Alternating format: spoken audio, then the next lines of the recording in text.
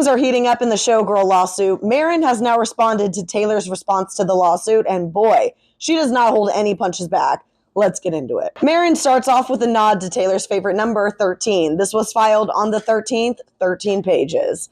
It starts off saying, defendants argued against themselves. They reach for Rogers, but their conduct rules it out. They tout their scale, but their scale is the problem. When UMG was the plaintiff in another trademark case, it argued that side-by-side comparison is the wrong test, that loss of brand control is irreparable harm, and that a defendant who proceeds full speed ahead after notice of infringement acts in bad faith. They now claim the opposite. Defendants are quick to enforce trademark laws against others. They just will not apply it to themselves. Burn, because we all know that Taylor goes after everyone for trademark, even her own fans. But God forbid someone come after her. They continue that defendant's conduct speaks for itself. They filed a trademark application asserting source identifying use. They repeatedly register album titles as trademarks and sue to enforce them. Defendant's citation to a 2009 case is a straw man. Plaintiff does not argue that an application confers rights. She argues it is an admission of source identifying use. Rogers does not apply. They go on that when defendants released an album presenting showgirls as glamorous, plaintiff's longstanding premise acquired a prominent new foil. She responded to the glamorous archetype the way she always has, by making comedy about it. She posted videos online, but offered no goods or services through them, made no sales, claimed no affiliation, and did not pass her brand as defendants, or theirs as hers. She referenced Swift and her album because humorous commentary requires reference to what is being commented on. Congress has protected exactly this type of engagement. Plaintiff used hashtags referencing Swift alongside hashtag Red Bull, hashtag Backstreet Boys, and hashtag corporate humor. So it wasn't just all about Swift. She added other things too. For those that missed my video about Taylor's response to the lawsuit, Taylor claimed that she was going to be suing Maren for her social media posts, where she uses Taylor's audio or lyrics in her captions. So this is Maren's response. That is how social media works, and defendants know it. Their posts do the same thing. And they reference Taylor's post where she uses audio from other artists. They went on. Plaintiff also participated online as a fan, exactly how defendants intended. The video defendants now characterize as infringement used an album cover filter and audio defendants themselves created and distributed, used identically by more than 625,000 other fans. Defendants cannot build a filter for fans, court its use, then call one fan's post misconduct when they get sued. They stated that bad intent requires specific intent to deceive consumers about the source. Even if plaintiffs sought to engage with public interest surrounding the album, capitalizing on market demand does not indicate an intent to confuse. Engaging with the cultural phenomenon is not deception. Plaintiff's claim derives from the similarity of the marks, which is what the USPTO evaluated to reach its refusal, not plaintiff's social media. So the case that Taylor's team was referencing, they replied to that and said it does not apply. The plaintiff there modified its mark to copy the defendant's, tainting the very rights it sought to enforce. Plaintiff's mark is unchanged. The defense also fails because the conduct has ceased. They haven't been making any more social media posts at all, let alone any with Taylor or referencing this album whatsoever. Maren stopped posting October 2025, 5 months before the suit. Now, when they talk about balance between the two, they stated, on one side, podcast art using pre-existing photography and a few weeks of comedy videos voluntarily ceased with no documented harm. On the other, knowingly expanded exploitation of a designation the USPTO found confusingly similar and refused to register.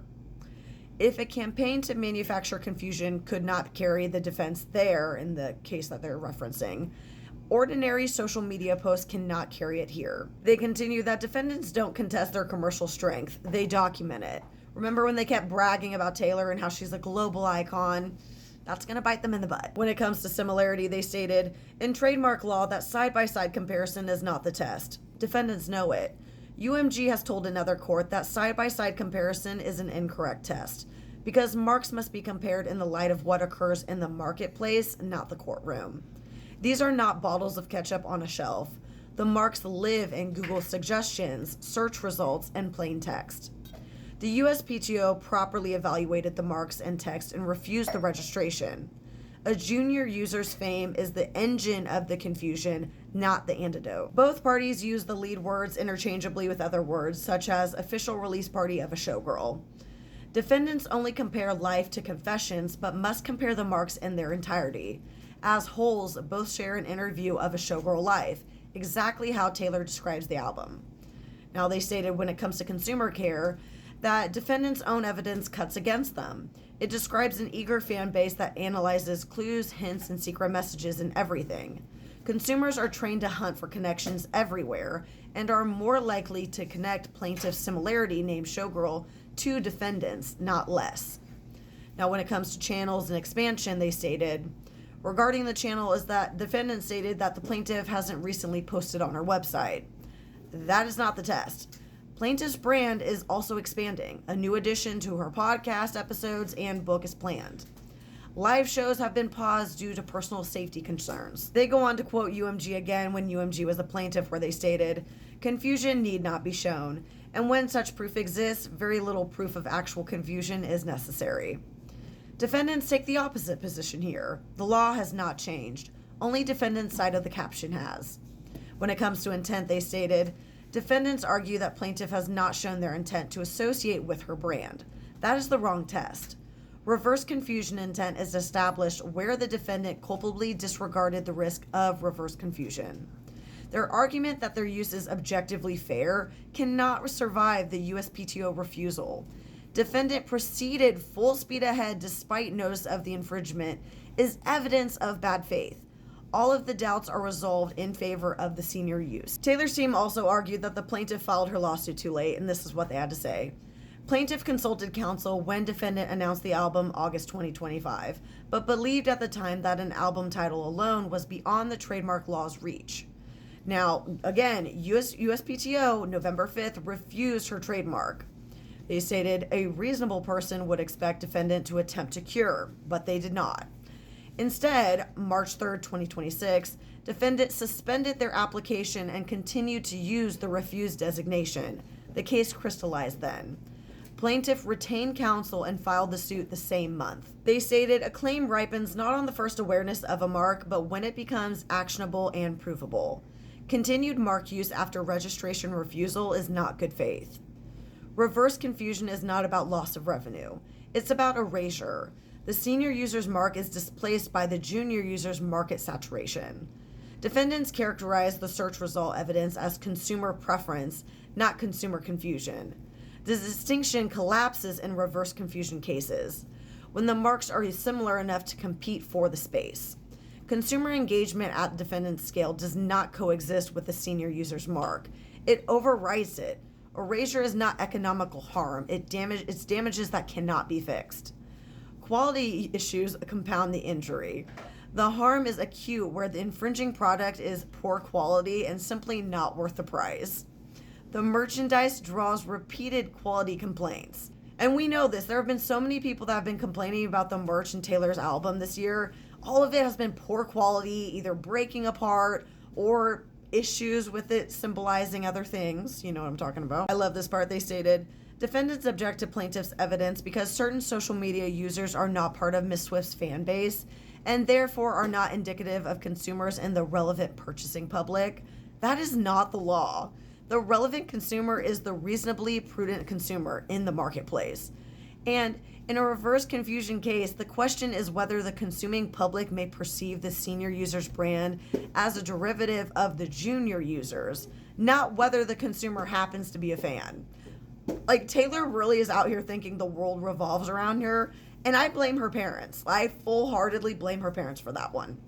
Now, they go on to say that the very day that defendants announced their album, her father, so the plaintiff's father, encountered the announcement and thought it was the plaintiff's.